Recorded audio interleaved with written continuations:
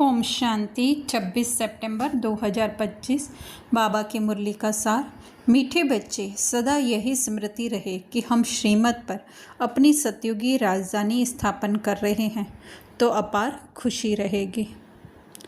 तो हम ये इस तरह से जो है अपने मन को समझें, जो ओरिजिनल आत्मा है, जो बाबा के समान है, जो बाबा हमें ज्ञान दे रहे हैं उसके समान जो ओरिजिनल आत्मा है, वो अपने मन से इस तरह से बात करे जैसे अलग कोई पर्सन से जैसे हम अपने बच्चे से, भाई से या और किसी से, फ्रेंड से बात करते हैं, ऐसे ही जो है ओरिजिनल आत्मा को जो है अपने मन से बात करनी है कि हे मन, तो स्मृति रखो कि हम श्रीमत पर, अर्थात बाबा जो हमें श्रीमत दे रहे हैं कि तुम आत्मा हो, यह देह नहीं, क्योंकि ये मन के अंदर जो भी चल रहा है वो टेम्पररी है, चाहे वो संकल्प है, चाहे सेंसेशन है, चाहे फीलिंग है, जो भी है वो टेम्पररी है। लेकिन जो आत्मा इटर्नल है वो सदैव ही जो है सुख, शांति, प्रेम, आनंद, पवित्रता, गुण, शक्तियों से भरपूर है।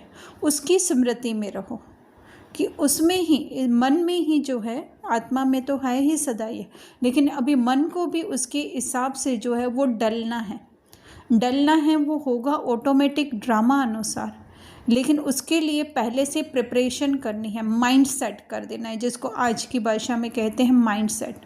तो वो माइंड सेट बाबा करवा रहे हैं, है ना, बाबा का ज्ञान करवा रहे हैं कि सतयुगी राजधानी स्थापन कर रहे हैं, अर्थात अपने अंदर ही जो है वो सतयुगी संकल्पों की सृष्टि हम बना रहे हैं। तो ऐसा रहने से जो है अपार खुशी रहेगी, क्योंकि बिग शिफ्ट है वो एक दिन में नहीं होगा।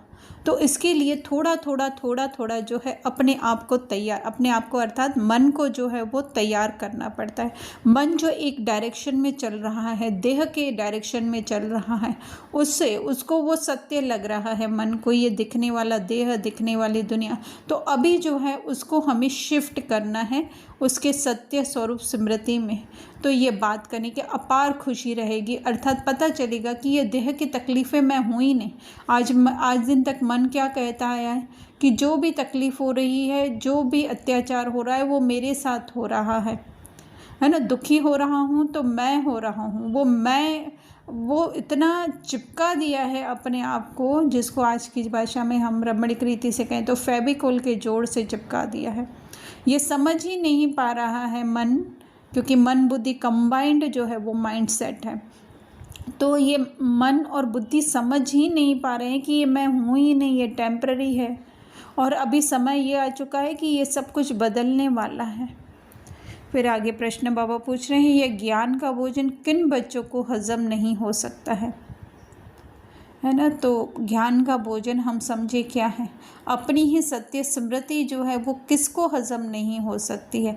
हजम होने का मतलब है यहाँ पे कि समझ में नहीं आना, है ना। जिसको भी ये लगता है कि मैं सत्य स्वरूप आत्मा अभी बनने वाली हूँ, मैं हूँ नहीं, मुझे जो है वो अभ्यास करना है, मेहनत करनी है, और कुछ भी हम कहें कि बार बार जो है वो अपने आप को एक मेहनत जैसा काम समझना, बहुत मुश्किल काम समझना, तो वो किसको ऐसा लगेगा, मतलब हजम नहीं होगा, समझ में नहीं आएगा कि मैं वो सत्य आत्मा हूँ, तो वो किसको नहीं आएगा। तो बाबा कहते हैं जो भूलें करके छीछी पतित बनकर फिर क्लास में आकर बैठते हैं, उन्हें ज्ञान हजम नहीं हो सकता।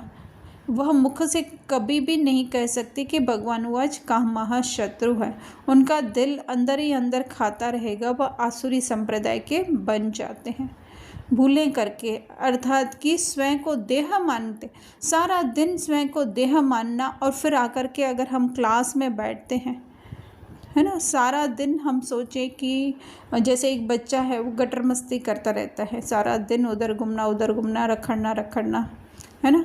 फिर अगर उसको ज़बरदस्ती बिठा दिया जाए कि ऊपर रीति से, है ना, वो बैठ नहीं रहा है लेकिन ज़बरदस्ती, तो क्या वो खुद को जो है वो पढ़ाई में डाल सकेगा? जब वो खुद का उसका मन होगा कि नहीं मुझे पढ़ाई करनी है, तो जो है भले वो थोड़ी देर भी पढ़ाई करेगा लेकिन उसको समझ में आएगा। लेकिन यहाँ पे क्या होता है कि हम जाते भी हैं या जाते हैं क्या, सुनते भी हैं अगर ज्ञान की बातें, तो भी जो है हम देह समझ करके ही खुद को सुन रहे हैं कि मैं ये रीना हूँ, मुझे पढ़ाई करनी है।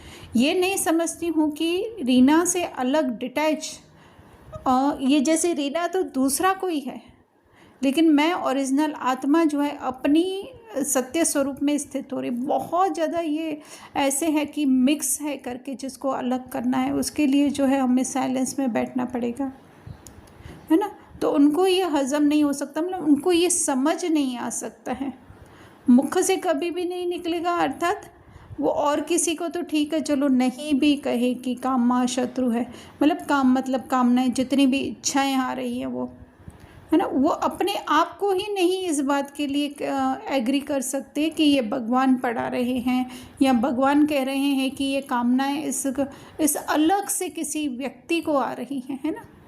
ये जैसे हम अपने लिए कहें तो ये रीना कोई अलग व्यक्ति है उस ओरिजिनल आत्मा से, तो ये बात जो है वो कभी नहीं समझ सकते।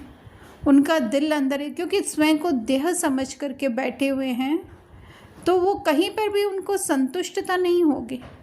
वो अपने आप को जो है वो बंधा हुआ ही महसूस करेंगे या गलत ही महसूस करेंगे, क्योंकि एक तो जो है उनको सत्य स्मृति नहीं है, दूसरा ड्रामा का ज्ञान क्लियर नहीं है। क्योंकि दोनों में से अगर एक भी हो, मेन तो वैसे तो ड्रामा का ज्ञान ही है। अपने को आत्मा समझने के बाद ड्रामा का ज्ञान बहुत ज़रूरी है। तो वो क्या समझेंगे, बुले करने वाले स्वयं को समझेंगे और फिर कर्तापन का भाव लेकर के समझेंगे कि ये मैंने किया। तो उस देहबान में जो है उनको सुख नहीं आएगा, क्योंकि देह में सुख हो ही नहीं सकता है। देह में तो सदैव जो है वो चाहिए चाहिए चाहिए चाहिए रहता है। वे आसुरी संप्रदाय के बन जाते हैं, अर्थात कि उनकी बुद्धि का अटेंशन या उनकी सोच जो है वो देह में अटक जाती है। स्वयं को देह मानना ही जो है वो आसुरी संप्रदाय का बनना है। धारणा में बाबा कह रहे हैं कि कभी भी आपस में वह बाप से रूठना नहीं है। बाप रिझाने आए हैं इसलिए कभी रंज नहीं होना है। रिझाने आए हैं का मतलब हमें वो स्मृति दिलाने आए हैं कि तुम ये देह हो ही नहीं। और जबकि हम उसको अपने को देह मान लेते हैं, देह में करने वाली गलतियां मान लेते हैं, देह में करने वाला कोई श्रेष्ठ कर्म करने वाला मान लेते हैं, तो वही रंज होना है। बाकी ये स्थूल रीति से तो वो किसी के अंदर संस्कार इस ड्रामा में भरे हुए होते हैं कि कुछ भी हो जाता है तो वो किसी से रूठते रिश्ते नहीं हैं। लेकिन स्वयं को देह मानना ही जो है वो रंज होना है। रिझाने मतलब अपने को रिझना है, मतलब अपने को आत्मा समझना है। रूठना नहीं है, मतलब ये ज्ञान जो है वो समझ करके अपने अंदर धारण करना है, पाप का सामना नहीं करना है। अर्थात बाबा जो ज्ञान दे रहे हैं, इन केस ऑफ अगर हमको उस समय पर समझ में नहीं आए तो भी जो है उसको उस समय शांति की स्थिति में उस समय अपने अंदर जो है वो ठीक है एग्री कर लेना है, बाबा ने कहा है, तो फिर शांति में जाकर के जो है साइलेंस में जाकर के समय निकाल करके जो है फिर उसका मनन चिंतन करना है, तो वो बात समझ में आ जाएगी। अगर नहीं भी समझ में आ रही है तो उस बात को छोड़ देने का है। लेकिन जो है उस बात को, जैसे कभी बाबा क्या कहते हैं कि 8 घंटा योग में रहो, तो हम उसी टाइम पे हम अपने बारे में भी कह रहे हैं कि नहीं बाबा ये 8 घंटा तो हो ही नहीं सकता है हम गृहस्थियों के लिए। तो वो क्या कर दिया, ऑन द स्पॉट हमने रिजेक्ट कर दिया। कहा है बाबा ने, हाँ सत्य वचन बाबा, नहीं समझ में आ रहा है कैसे होगा 8 घंटा बाबा। फिर जो है साइलेंस की स्थिति में जाकर के जब हम वो बाबा से प्रश्न पूछते हैं कि बाबा आपने कहा है सही है पर ये कैसे हो सकता है, जब इस तरह से पूछते हैं और पूछने कई बार 1000 बार पूछने के बाद भी हमको उसका जवाब नहीं मिलता है, तो भी जो है हम ऐसे नहीं कह सकते हैं बाबा ने तो कहा है पर हो थोड़ी सकता है ऐसा, है ना। तो ये है बाबा का सामना करना, हमें उसको एग्री कर लेना है। ड्रामा में जब उसका जवाब मिलना होगा तो हमें मिल जाएगा। फिर दूसरा बाबा कह रहे हैं पुरानी दुनिया पुराने देह से दिल नहीं लगानी है ना। जो भी हमारे पुराने संस्कार आ रहे हैं तो उसको अपना नहीं कहना है या उसमें इंटरेस्ट नहीं दिखाना है, एंटरटेन नहीं करना है वो पुराने संकल्पों को अपना मान करके। अपना मानना ही जो है उसको दिल लगाना है, चाहे फिर वो अच्छे चाहे वो नहीं अच्छे। फिर बाबा कह रहे हैं सत्य बाप, सत्य टीचर और सतगुरु के साथ सच्चा रहना है। बाबा जो शिक्षाएं देते हैं उसको सत्य स्मृति में रह करके जो है वो हमें धारण करनी है। सदा एक की श्रीमत पर चल, देही अभिमानी बनना है। अर्थात वही फिर से बात कि जो भी हमें श्रीमत मिल रही है उसको हम देह से परे हो करके वो आत्मिक स्थिति में स्थित रह करके माने। फिर वरदान दे रहे हैं बाबा, अपने तपस्वी स्वरूप द्वारा सर्व को प्राप्तियों की अनुभूति कराने वाले मास्टर विधाता भव। तो तपस्या का अर्थ बाबा ने बताया है कि शांति और शक्ति की किरणें चारों ओर फैलती हुई अनुभव में आए। तो इस तरह से क्या कि हम हमारे से लाइट निकल करके या वो कुछ रेस निकल करके सब में आ रही हैं, वो अगर हम करते भी हैं, हम अपने अनुभव से सुनाते हैं, करते भी हैं, तो भी क्या होता है, स्वयं को और औरों को क्या मानने लगते हैं, देह, कि हम कुछ सुपीरियर हैं, दूसरे इन्फीरियर हैं, इस तरह से। पर एक्चुअली में तो बाबा ने कह दिया है कि सब आत्माएं समान ही हैं, है ना। तो हमें क्या करना है, हम भी जो है वो शांति शक्ति से भरपूर हैं। हर आत्मा जो है, चाहे वो टेररिस्ट की आत्मा है, चाहे वो कोई भी आत्मा है, सारी की सारी आत्माएं जो वो शांति और शक्ति से भरपूर है। ये एक जस्ट स्मृति का संकल्प का स्विच ऑन करना है हमें। इस ऊंची स्थिति में स्थित रहना ही जो है वो, जिसको बाबा ने स्थूल उदाहरण में कहा है सूर्य, है ना। सूर्य कहाँ होता है, ऊंचे स्थान पर है, तो वो एक समान जो है सारे विश्व पर जो है वो किरणें फैला सकता है। तो हमारी स्थिति भी इतनी ऊंची बाबा के समान रहे। बाबा कभी भी जो है अपने किसी भी बच्चे में जो है अंतर नहीं समझते, इतने तक के कहते हैं बाबा तुम मेरे से भी ऊंच हो। 2-3 दिन पहले ही बाबा ने मुरली में कहा। तो वही स्मृति हमें भी रखनी है। तो जैसे वो विनाशी प्राप्तियां कराते हैं, है ना, थोड़े समय के लिए तेज दे देंगे, रोशनी दे देंगे, और हमारी ये एक स्मृति का संकल्प का स्विच वो क्या करेगा, हर एक की आत्मिक स्थिति को जगा देगा। तो उनकी स्वयं की आत्मिक स्थिति में क्या है, शांति, शक्ति, गुण, विशेषताएं सब कुछ है। तो ये जो उन्हें अनुभव नहीं होगी फिर अब स्वयं के अंदर, आप स्वयं ही समझ सकते हैं, है ना। बाकी हम क्या किसको कितनी देर तक दे सकते हैं, लेकिन जस्ट कि हर आत्मा भरपूर है, संपन्न है। तो वही बाबा कह रहे हैं विदाता बन जाते हो। ये भी एक बाबा नाम दे रहे हैं मास्टर विदाता का। बाकी होता सब ड्रामा अनुसार है। बस हमारा क्या है, एक अटेंशन का छोटा सा स्टेप, छोटा सा कदम जो है वो हर एक की आत्मिक स्थिति जगा देगा। क्योंकि ये सोल टू सोल कन्वर्जेशन है, मन से मन का जो है वो मेल है, कि ये संकल्प जाकर के उनके संकल्पों को टच करेंगे। भले उन्हें क्लियरली समझ में नहीं आएगा, लेकिन वो स्वयं के अंदर अनुभूति करेंगे। जिसका जो पार्ट होगा उसका वो चलता रहेगा बाह्य रीति से, लेकिन अंदर से जो है वो शांति की, खुशी की, शक्ति की अनुभूति करेंगे। तो यही है तपस्वी मूर्त बनना, अर्थात स्वयं के सत्य स्वरूप में स्थित होना कि मैं हूँ ही सदैव संपन्न।